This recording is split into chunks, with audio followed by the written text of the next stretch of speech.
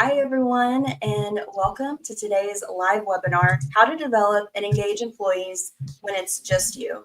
I'm Cheyenne, Marketing Director here at Fig Learning and former client, and I'll be your behind-the-scenes moderator today. Let's get started with a quick tech check. Can you hear me loud and clear? If so, say hey in the chat and tell me where you're tuning in from. Amazing. We have folks from all over. Yeah. So I'm here in Texas. Jonathan is in Uruguay and Charity is in California. We've got folks from all over.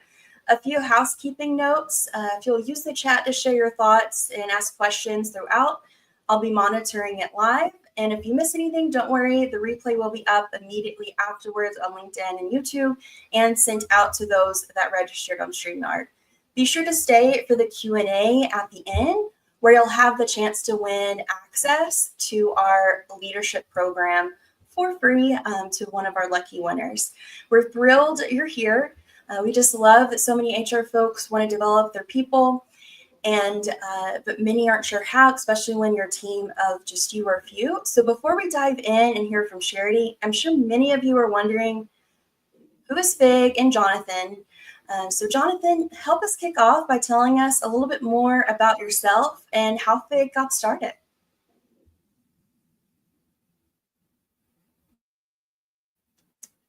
Oh, it looks like you're muted.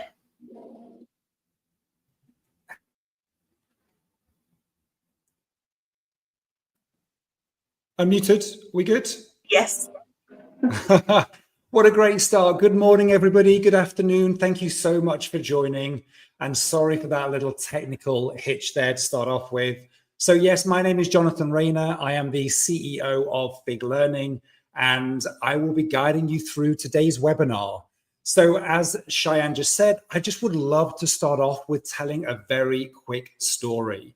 So I started Fig Learning back in 2020. I left a company called the Chabo. Some of you might know who they are. They are one of the market leading learning management systems with a big, bold idea. What I wanted to do, I wanted to see if I could help small and medium businesses launch impactful learning programs without a dedicated learning and development resource. So could I use this technology, the Chabo, to help small businesses to really drive impactful learning experiences across their business? And one of the big things I thought, if I could do it, is it even possible? Could I do it with an HR team of one? Somebody who is wearing many hats and has little time for learning and development. And I'm glad to say that I've got the star of the show on the call today, Charity, to tell her story about how she achieved that. And as Cheyenne just said, stick around till the end because we do have a little free giveaway, which we'll talk about in the Q&A section. All right. So before we kick off and before I introduce Charity, let me just understand who's on this call today. Let's understand, how big is your HR team? Now, don't include recruiters. Just think about who are the people ops people. And is it one of you? Is it 2, 3, or are you one of the lucky ones that has 4 in the team? Let's just run that quick poll. All right. Is that now going, Cheyenne? Yep. Okay. Cheyenne, just very quickly, I'm not seeing the results. Yeah, so if you guys will just answer in the chat, the 1, 2, 3, or 4, I can see some of those ones coming in now. I think there's just a little bit of a delay. Great, perfect. I've got it. Thank you so much. Perfect. So what I can see here is good.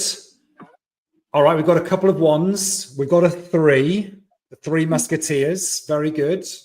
All right, awesome, perfect. So the majority of you were also in the same position that Charity was when she first started out. All right, let's introduce Charity. So why I'm so excited about this today is Charity is working in an organization called Entrust Group, and she'll talk about that just now. But when we first met her about 1.5 years ago, she was an HR team of 1 with a very scattered L&D program. So Charity, do you want to tell us about your story? And also, you can see on the left-hand side there what we'll be covering today. Thank you for the introduction, Jonathan. It's great to meet all of you today on the call. I'm excited to tell my story. I know it's not unique. Many of us on this call can relate, being an HR leader of one or two. So I'm really excited to tell you about my personal experience and kind of the steps I took to get to where I am today. Awesome. So what we're going to cover today is talk about Charity's story. So why and where to start, right? How do you get executive buy-in? One of the things is when you go out there and go and do and find solutions for your business, learning solutions for your business, you still can get vetoed by the executive team. So how can we help you to circumvent that? Charity saw a lot of value in how to centralize learning, so bringing everything into one space. And then once she's done that, how can we then go and drive engagement? And it's not just about driving engagement once, it's about building on top of what you built and then gathering momentum as you go forward with your learning experience. So Charity, let's dive into let's do the final quick poll very quickly, and let's just understand within the audience, what is your biggest learning and development priority right now? Is it new hire onboarding? Is it talent development? Is it developing your leaders? Or is it yearly compliance? And if it's something else, just tell us what it is in the comments. All right. So I'm seeing developing leaders as being the priority right now. I'm also seeing somebody with new hire onboarding as well, which is great. I mean, for companies of this size, we typically see that the number one need is developing leaders. If companies are scaling, we do obviously see our people who need to onboard at scale, but obviously the number one priority typically for a company of 100 to 300 employees is developing their leaders. So that is obviously to be expected. Great. All right, Charity, let's have a nice conversation. Why don't we just start back at the very beginning? Why don't you tell us about what did employee development look like when you first joined Entrust Group, and why change it?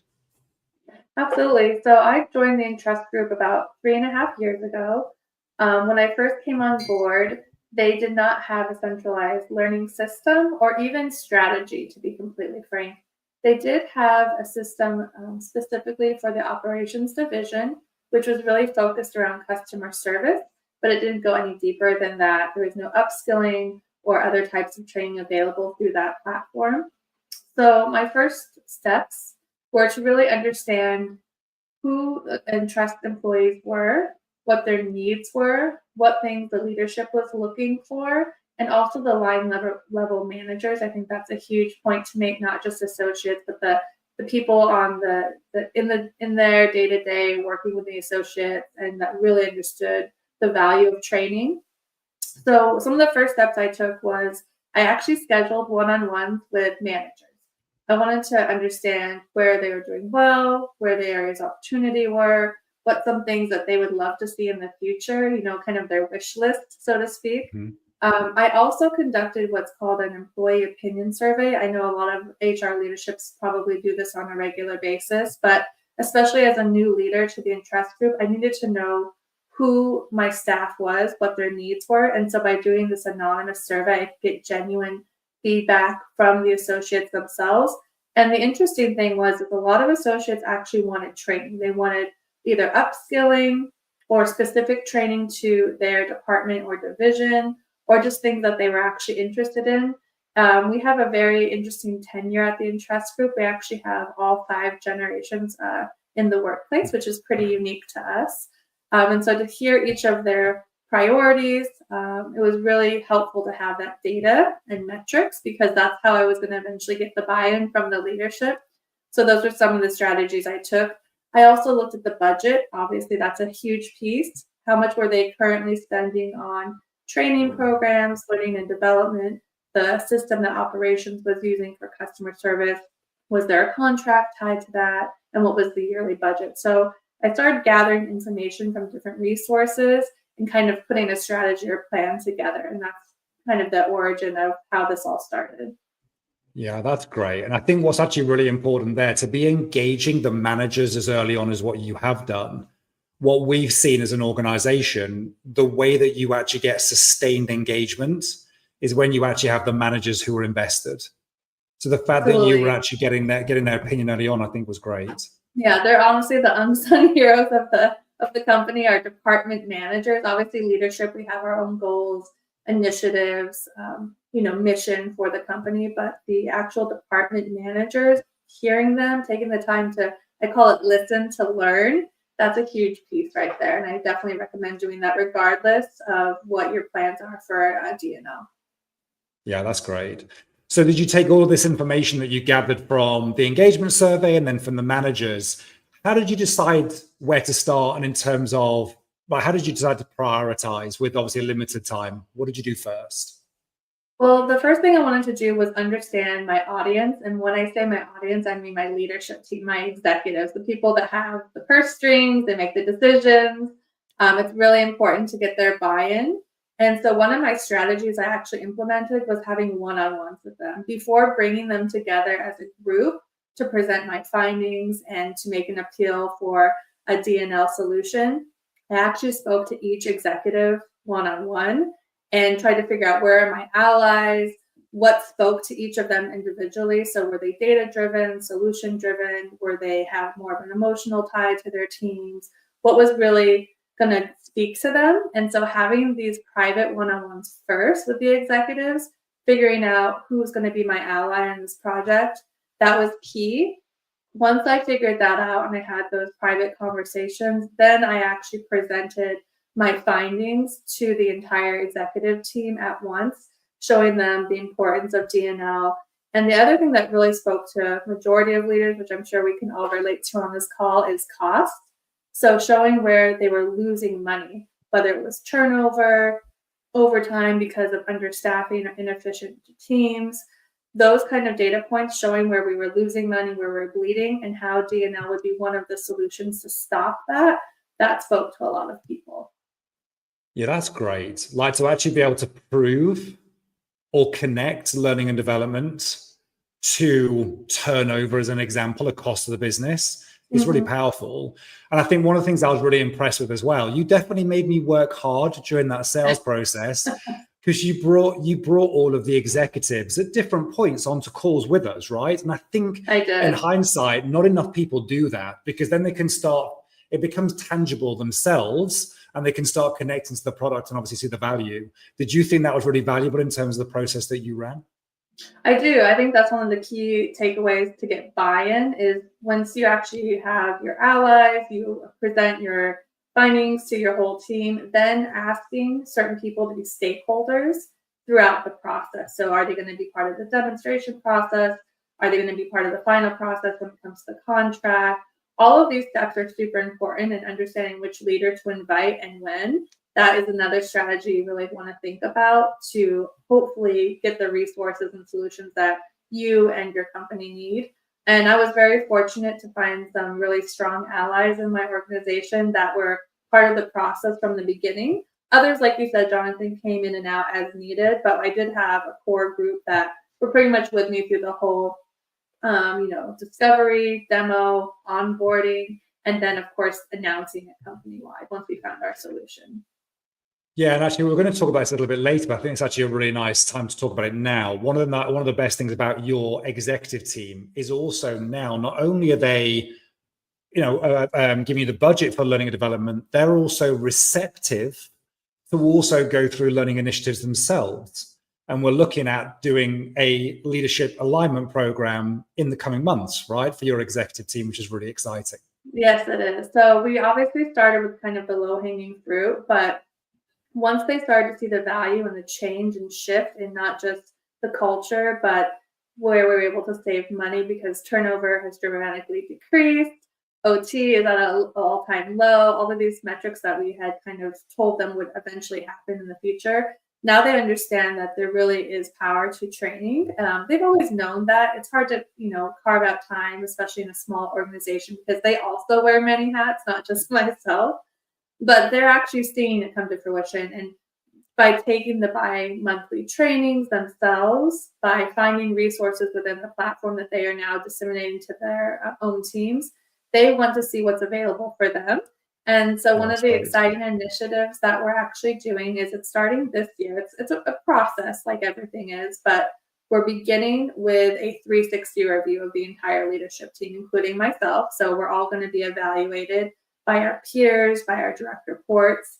And we're going to start figuring out, where are we doing well? Where are some opportunities that the leadership team needs to address, or some blind spots that we need to address? And then we're going to be taking that data and those metrics that we discover through this 360 review and setting benchmarks as an organization. What are our goals, our benchmarks for next year, 5 years from now? And we're actually going to be working with someone that you introduced us to, Matthew Wilkinson. One of the things I really loved about his program specifically is we can give Matthew our raw data, our benchmarks, everything that is specific to Entrust and our leadership team. And he's going to craft a training program specifically for our needs and what we want to accomplish in the future. So looking forward to that next year. Yeah, that's really exciting. That's really exciting. We'll touch on that again just in a few moments in terms of having that full holistic learning and development experience. But let's bring it back to when we started delivering the initial online learning experience. And one of the big things that you saw very, very early on was the opportunity to centralize learning. Was not just to have L&D in one place, but also to have a way of communicating with the organization. Just talk us through that process of centralizing learning within Entrust.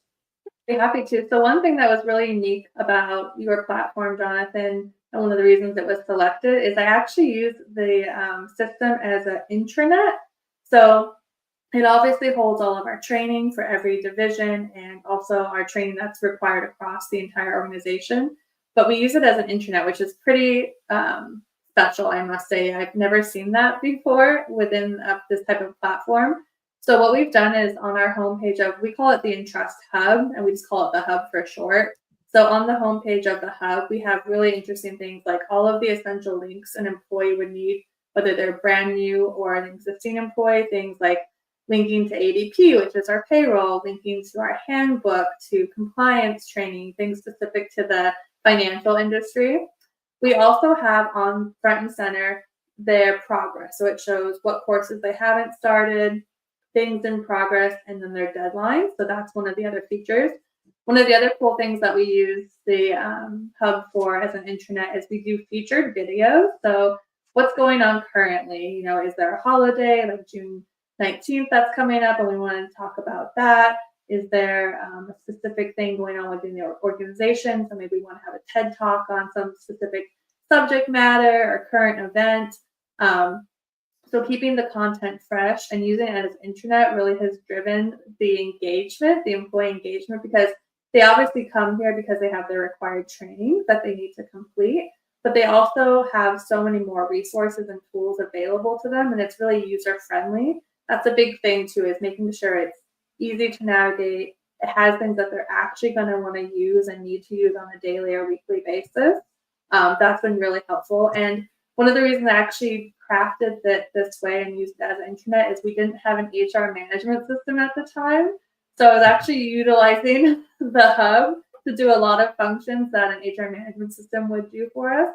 But by doing that, I found that the engagement percentages just increased so much. So we had about 20% engagement and learning development across the organization, but by centralizing it and having one platform where they would have all their trainings, all their learnings, essential links, information by department from HR specifically, we increased those numbers to about 80%, which is huge. It was a big win for us too. So yeah, that's fantastic. And if you think about the industry standard, I don't think the industry standard is much more than 20 or 30% engagement. So the fact that you're now pushing 80% of people are coming into the platform and learning on a regular basis is a huge victory. And I think also one of the nice things you were just saying just there as well is you've just got to get people into the platform. A lot of people think of learning and development or an online learning platform as just compliance training or required training. But if you can make it relevant, and I think what you guys also try to do as well is to make it fun. Yes. And one of the ways I think you did a really nice job of on that, talk to us about Entrust Connect. Just tell people what was also a really nice feature that came out of obviously building an intranet. Yeah, it was really cool. So we have two things I want to talk about. One is we call them community channels, and on the channels, they're specific to each department. So it was really cool. Every department basically nominated an ambassador, if you will, to run the channel. And on these channels, they're specific for one: accounting, sales, marketing, HR, operations. They're able to put up-to-date content, training, information on these channels, which is accessible by the whole organization. There's obviously things specifically for their department on these channels. But one of the channels we created was the Fun Committee channel. So within our organization, we have a committee where we actually plan different socials, company networks, big training coming up this summer where we bring the whole company out. We fly them out and do 2-day in-person training. But we created these things called reg cards, which was really fun. I had initially brought these reg cards in as a physical card where it has pictures of the employee, fun information about them, like when did they start at the Entrust Group, where are they from, their favorite quote or song, just kind of get to know you cards. And we had these physical cards in our break room. And it was really cool to see that our director of IT, he was like, can you digitize those? Can we put those on the hub? And luckily we could. So between myself, the marketing team in-house at Entrust Group, as well as Katie, she does a lot of the technical expertise for FIG, we were able to figure out how to make these cards digital. And so now there's a channel there where people can click on, you can see all of your coworkers, learn a little bit about them. And I think it's nice because I know a lot of companies like ours are hybrid or in multiple states. So we have employees in 10 states, I think now. And so it's another way for them to connect and see each other and really just humanize one another and build those bridges, which is essential to be successful no matter what you're doing. So that was a really fun project. Yeah, that's great. And I want everybody to understand on this webinar, this is still a learning management system. We're using the technology which is called the Chabo. We're using that learning management system, but we think about it creatively on what would be relevant or what would be exciting for your team. Like, how can we get the most out of learning and development within your organization? And this was your belief that having an intranet and then underneath that, layered into it, was obviously the learning and development piece will be the best way. And it's worked really well. And I think your engagement metrics prove that. And I think it's also important just to note as well, you're a hybrid workforce, right? You're not in an office. You've got people distributed all around the country. And so this is allowing people to connect through that platform. Yeah, the intranet concept was a way to entice people to the platform. And then there's the training underneath. That's a great way to explain it. So we entice them with all these fun things, these relevant videos, these essential links. But at the end of the day, they come there. And one of the other cool things is we have actually opened up the content library to everyone in the organization. So they're able to go and look and find trainings that are relevant specifically to them, whether they want to look at things on mental health, upskill in their specific area of expertise.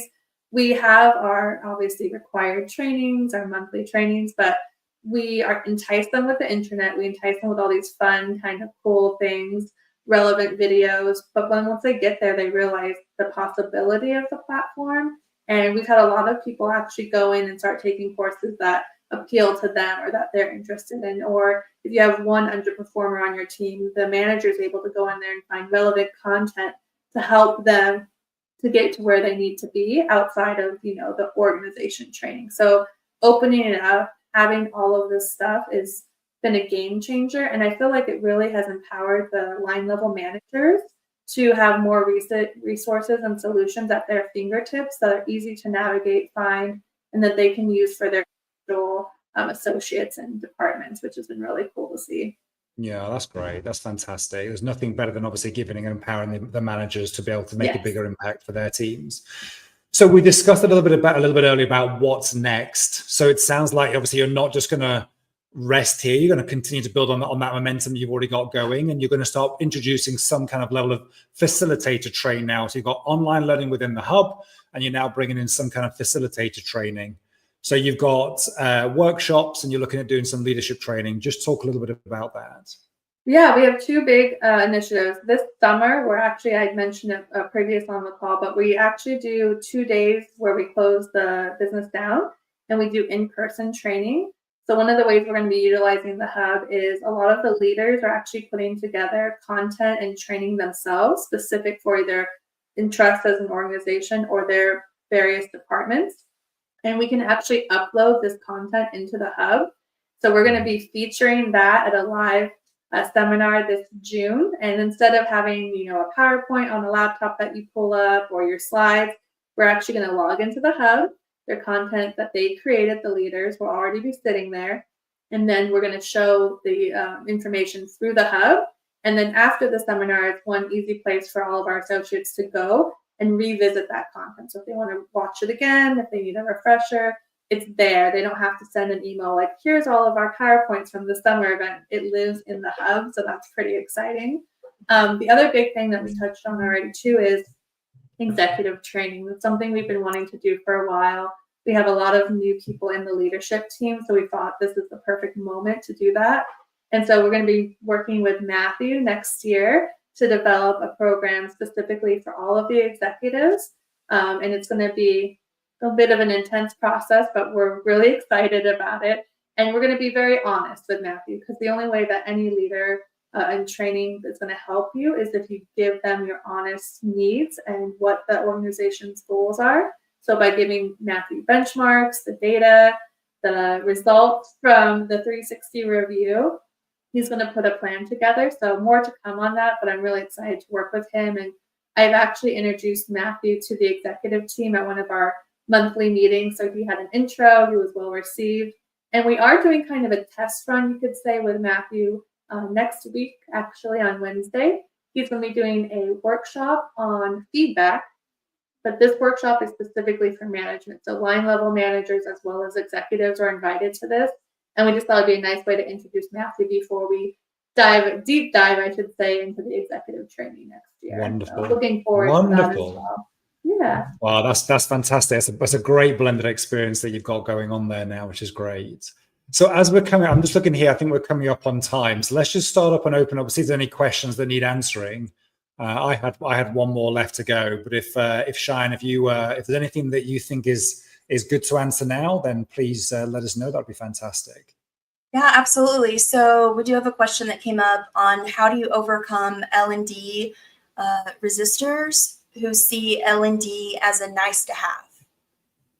Absolutely. I think it goes back to knowing your audience. So why do they have this perspective? What are some of the roadblocks that these resistors are presenting to you?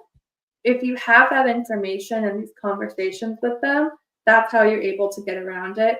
I think a lot of us can relate to this. The CFO is one of those sometimes resistors that a lot of us face because, HR and accounting are kind of like two sides of one coin. We balance each other, right? So they have their job to do and we have our job to do.